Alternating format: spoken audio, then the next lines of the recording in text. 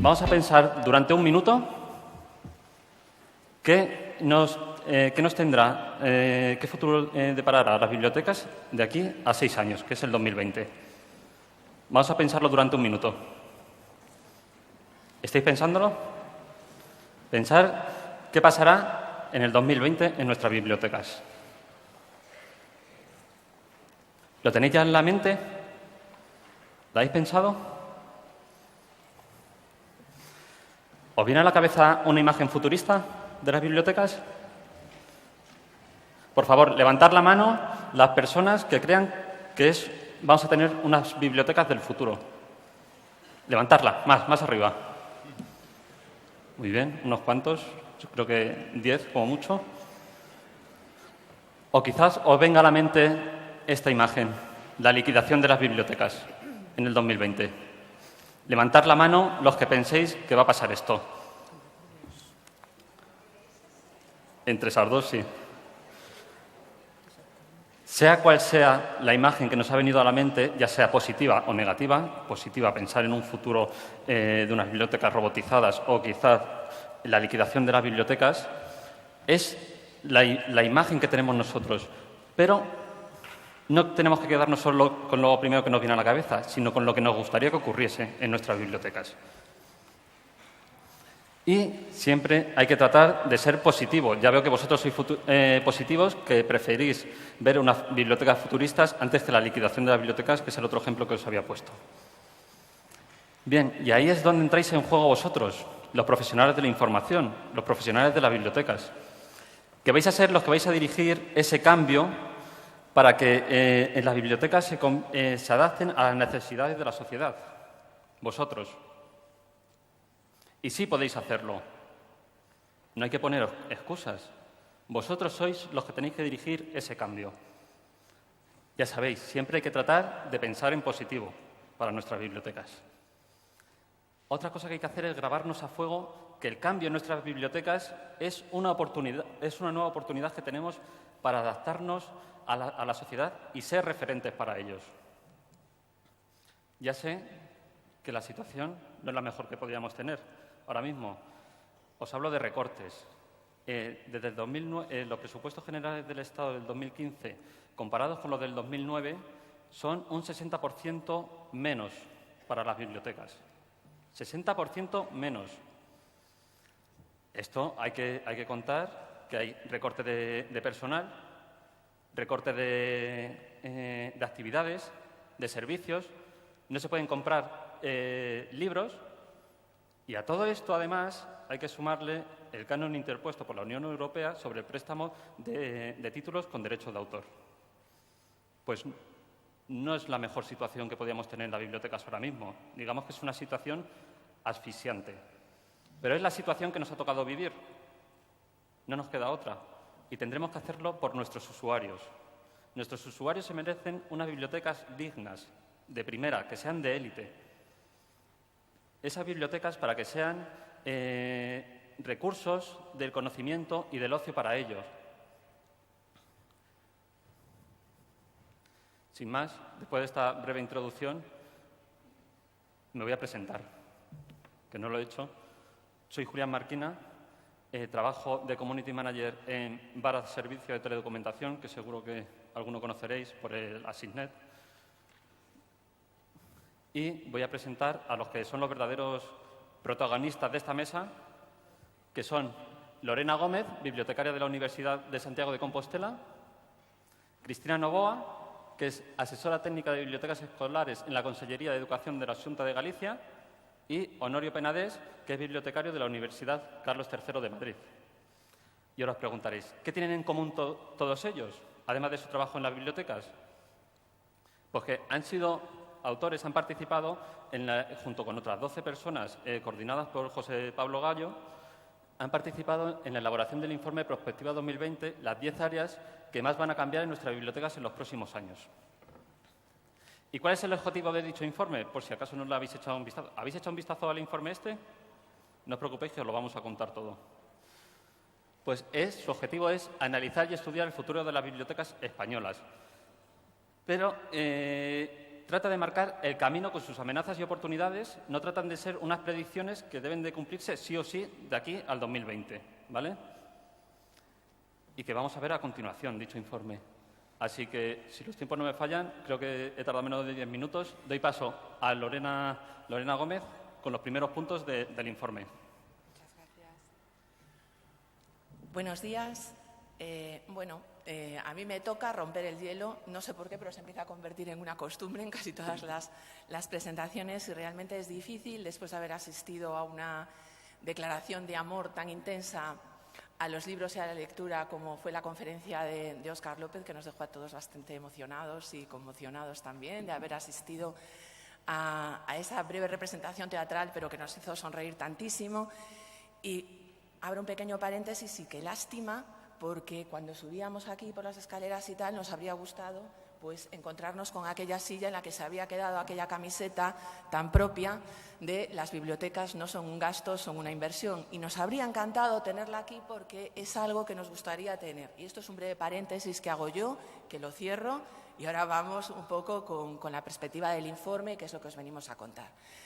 Bueno, el informe es bastante denso porque, pues, efectivamente, hay una cantidad de aspectos que se han tenido en cuenta, pero, como sabéis, bueno, por lo menos lo que ha contado Julián y lo que os vamos a contar nosotros, se optó por hacer una perspectiva unitaria, abordándola en 10 puntos, ¿no?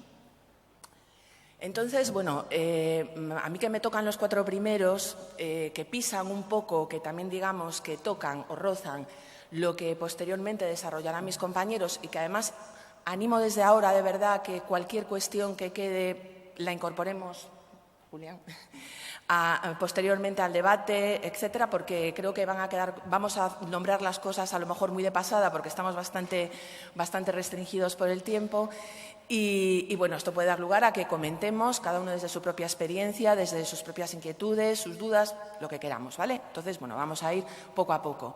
Entonces voy un poquito más deprisa de lo que sería recomendable. Ay, perdón, me he pasado. Bueno.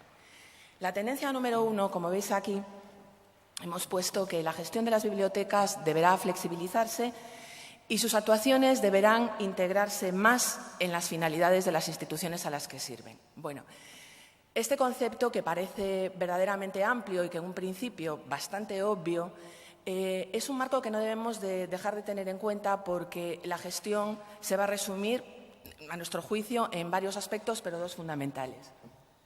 En primer lugar, 2 palabras que encontramos casi siempre cuando abordamos literatura profesional, pero a las que conviene reflexionar de nuevo y quizás darles un nuevo significado o, por lo menos, abordarlas en una amplitud mayor, que son la transversalidad y la cooperación.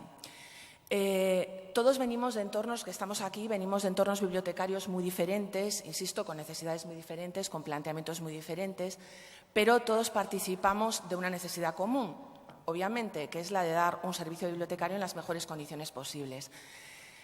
Muchas veces la tendencia es a mirar única y exclusivamente hacia adentro de casa. Y no vemos lo que profesionalmente están haciendo otras bibliotecas que a lo mejor en otros entornos y en otros contextos pueden tener problemas, sin embargo, muy semejantes.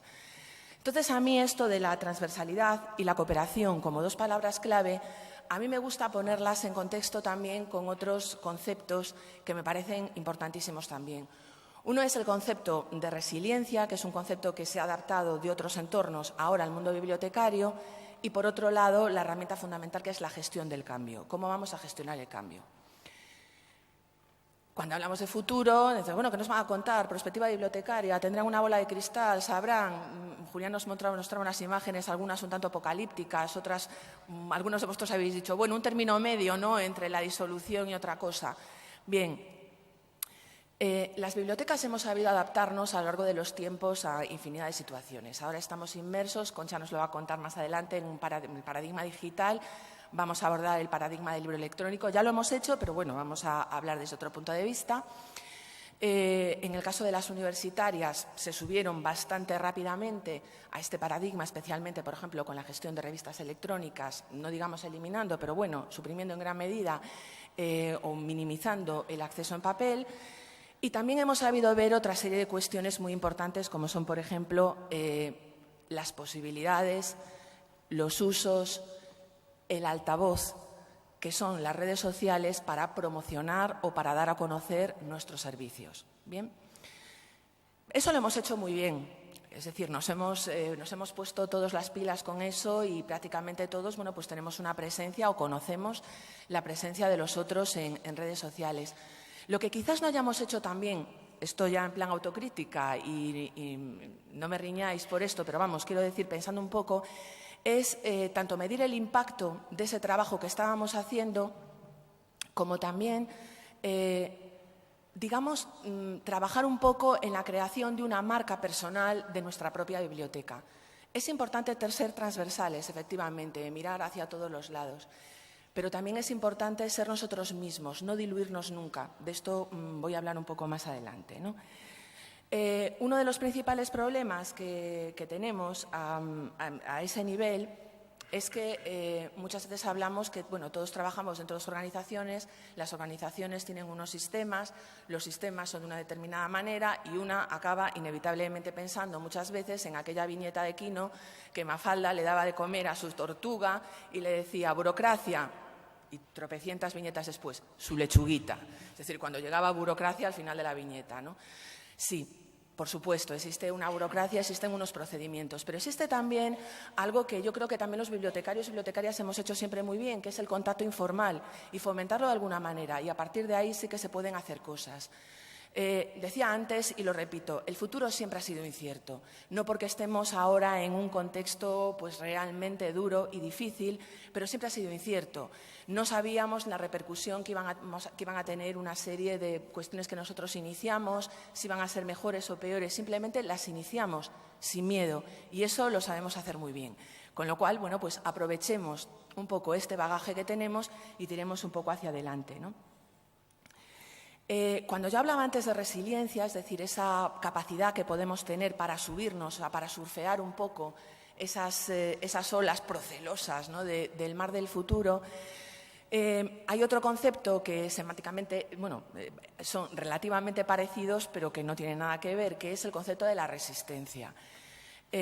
Podemos ser escépticos, pero no resistentes a cierto tipo de cambios.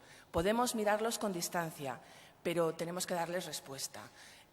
Si el paradigma es digital, no podemos ignorarlo. Por supuesto que no podemos dejar, ni muchísimo menos, de tener en cuenta, no estoy diciendo con esto ni eliminación de papel, ni muchísimo menos, para nada, en absoluto. Lo que estoy hablando es de que aparecen unos nuevos actores, aparecen una serie nueva de cuestiones y con todo esto vamos a tener que trabajar. Bueno, toda esta rigidez o todo este problema del que hablaba antes pasa también por este concepto de creación de una marca personal, una biblioteca diferente, una biblioteca que sea referente dentro de la institución en la que trabaja. Por ejemplo, en el caso de las bibliotecas escolares, que bueno, Cristina ya incidirá un poquito más en este tema, pasa por ser una parte fundamental de ese diálogo entre padres, profesores, alumnos, etcétera, quizás con una gestión diferente del concepto de los espacios. Las bibliotecas universitarias tenemos una oportunidad importantísima con la gestión, por ejemplo, del trabajo de los investigadores, de la valoración, ¿de acuerdo?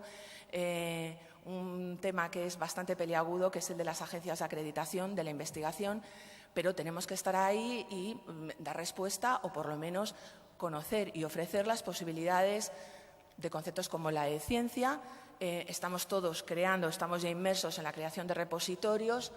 Tenemos que decir, estas son las ventajas, a esto nos podemos unir porque es bueno y eso efectivamente nos hará trabajar también más en común, pero también significarnos, ¿de acuerdo? O sea, es decir, bueno, pues veremos los documentos que tenemos depositados, los que podemos recuperar de una determinada institución al mismo tiempo de otra, etcétera.